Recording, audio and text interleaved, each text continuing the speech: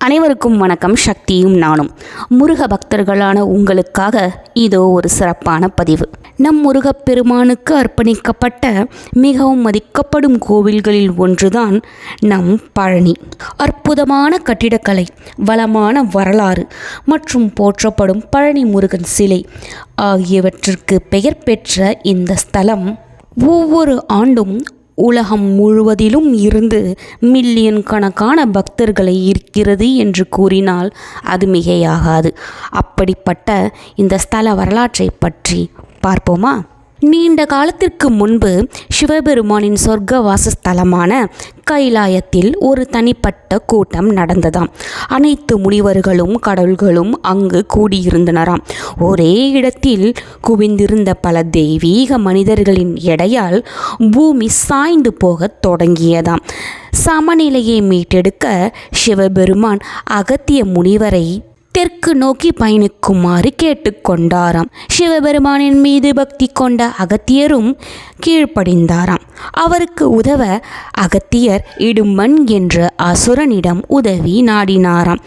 சிவகிரி மற்றும் சக்திகிரி ஆகிய 2 புனித மலைகளை தெற்கே தனது தோள்களில் சுமந்து செல்லும்படி இடும்பனை பணித்தாராம்.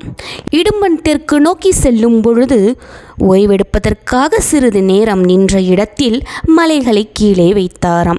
சிறிது நேரம் கழித்து மலைகளை தூக்கும் பொழுது ஒரு மலை மட்டும் அசையவே இல்லையாம். குழப்பமடைந்த இடும்பன் மலையின் உச்சியில் ஒரு சிறுவன் நிற்பதை கவனித்தாராம். இடும்பனுக்கும் சிறுவனுக்கும் இடையே கடுமையான போர் நடந்ததாம். ஆனால் இறுதியில் இடும்பன் தோற்கடிக்கப்பட்டாராம்.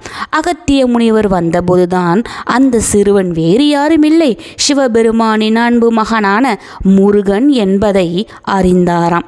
நிலைமையை புரிந்து கொண்ட முருகன் மலையை அப்படியே விட்டுவிட்டு இது மிகுந்த பக்தி கொண்ட இடமாக மாறும் என்றும் கூறி சென்றாராம். ஒரு புறம் இப்படி இருக்க, மறுபுறம் ஞானப்பழத்திற்காக ஐயன் முருகன் கோவித்து கொண்டு சென்ற கதை உங்களுக்கு தெரியும் அல்லவா?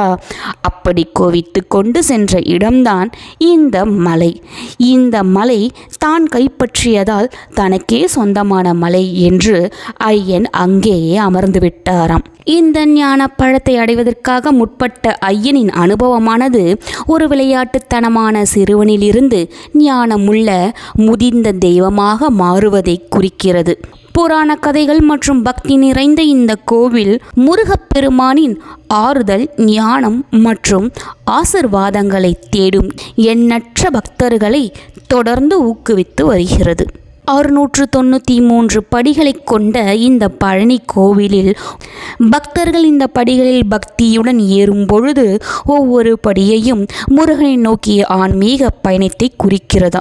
ஐயன் முருகனால் சம்ஹாரம் செய்யப்பட்ட இடும்பனின் மனைவியான இடும்பியின் முறையீட்டினால் உயிர் மீண்டும் பெற்றாராம் இடும்பன். அப்போது அவர் பெற்ற வரத்தின் காரணமாக ஆண்டவன் சந்நிதியில் இடும்பனுக்கும் தனி சந்நிதி உள்ளது என்பது குறிப்பிடத்தக்கது. மேலும் இடும்பன் எவ்வாறு 2 மலைகளையும் எடுத்துக்கொண்டு வந்தாரோ அதுபோலவே காவடியுடன் தமது பிரார்த்தனைகளை கொண்டு வரும் அடியார்கள் முருகன் அருள் பெற வேண்டும் என்று பிரார்த்தனை செய்து கொண்டாராம் இடும்பன். அதன்படியே இன்றளவும் நம் மக்கள் காவடி எடுத்து தன் நேர்த்திக் கடனை தீர்த்து கொள்கிறார்களாம். அழகை பிரதிபலிக்கும் பிற முக்கிய ஸ்தலங்கள் உள்ள முருகப்பெருமானின் சிலைகளைப் போலல்லாமல் பழனி சிலை இலையுதிர்கால பேரின்பத்தின் அடையாளமாகும்.